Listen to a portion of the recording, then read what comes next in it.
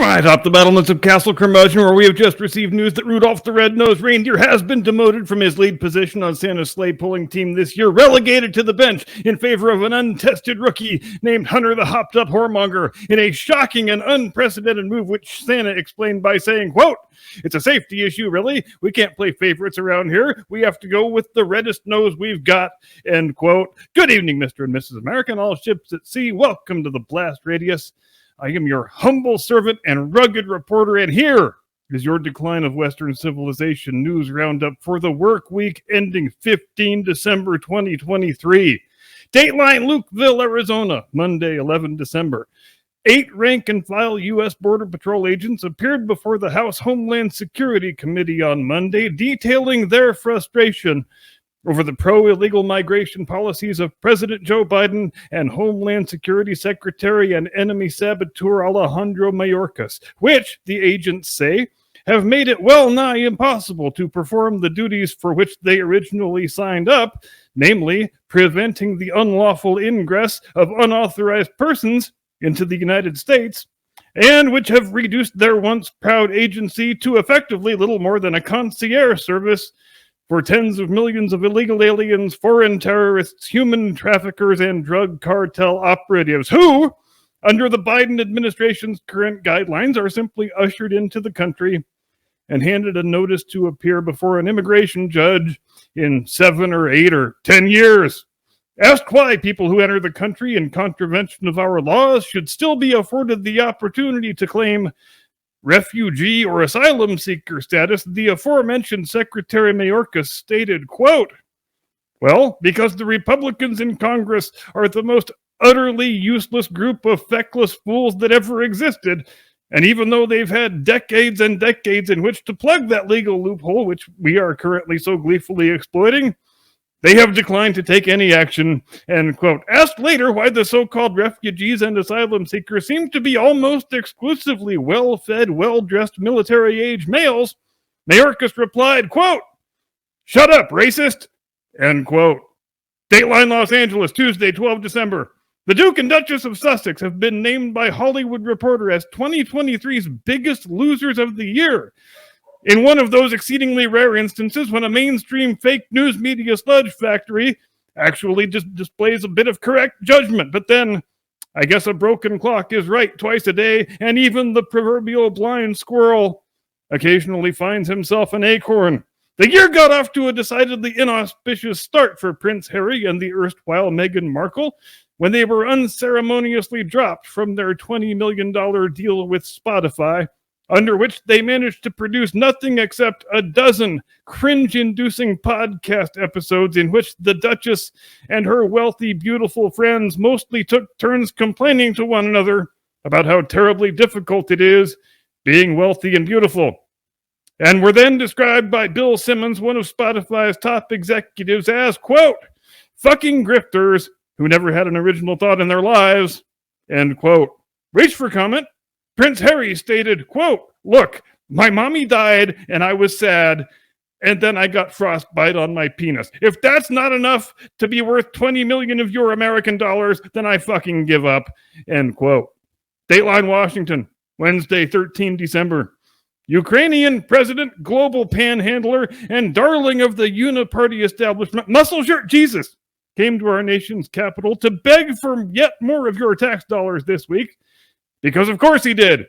You see, that first $113 billion, it just was not nearly enough. And sure, maybe the Ukrainians have made no significant strategic gains in the entire last calendar year. And sure, maybe we've already sent such ungodly sums of money over there that we're now paying for the salary and the pensions and the health insurance of every single Ukrainian civil servant. But guys, we have to give Muscle Shirt Jesus however much he wants, or he will look at us very sternly and say that we are handmaidens for Putin, who obviously hate democracy.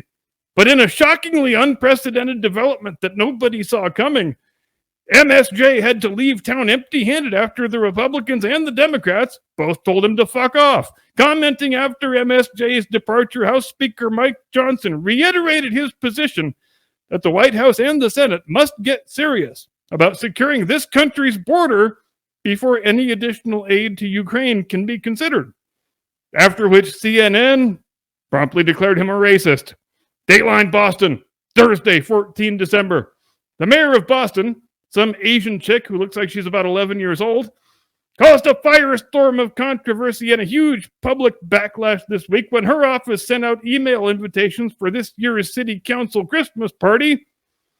Invitations which stated in plain and perfectly comprehensible English that no whites would be allowed and only electeds of color would be eligible to attend. And just like a good wokester, always enriching the lexicon by the invention of completely new words that we didn't know we needed. I bet you always thought elected was a past tense verb, but frankly, you should stop being such a filthy white supremacist, because elected is now a noun, and I will have you know, you can make it a plural noun just by adding an S to it. Why couldn't they have just said elected officials of color? Unclear. But only a damn racist would ask that question anyway, and you should be deeply ashamed of yourself. As for Mayor Michelle Wu, she did do the honorable, accountable thing and take ownership of her own preference for racial segregation. Except, no, she didn't. She blamed the whole revolting idea on some poor staffer. She did exactly what you're supposed to do when you are a conscientious, woke progressive. You blame the whole thing on some poor underling who was just trying to carry out your orders, and you claim that a perfectly innocent mistake was made by some chick in the office in the process of typing the body of the email. In other words, she wants us to believe that the typing of the phrase electeds of color, well, it was just the result of an unfortunate typo. Now, what alternate phrase could someone have been attempting to type when electeds of color came out instead? Unclear. The important thing is that Michelle Wu's grotesque racial bigotry is not Michelle Wu's fault, which I'm sure will come as a relief to her white husband and her two half-white sons, who in the event were not present at said party, being made to ingress and egress the mayor's residence through the servants' entrance, and make sure none of the honored guests were made to look at their disgusting white faces. Because isn't racial progressivism great? We have come a long way, baby. Dateline Washington, Friday, 15 December. Okay, here it comes. Don't pretend like this reporter doesn't know what story you've all been waiting for with bated breath and puckered anuses. Is it anuses or ani? The hell with it. Not important now. The important thing is that a staff member for Senator Ben Cardin of Maryland, some idiot named Aiden Mace Cherupsky, has been fired after uploading a video to the internet of himself getting jackhammered up the butthole by some other dude inside room 216 of the Senate Hard Office building, a room in which several Senate committees normally conduct their business.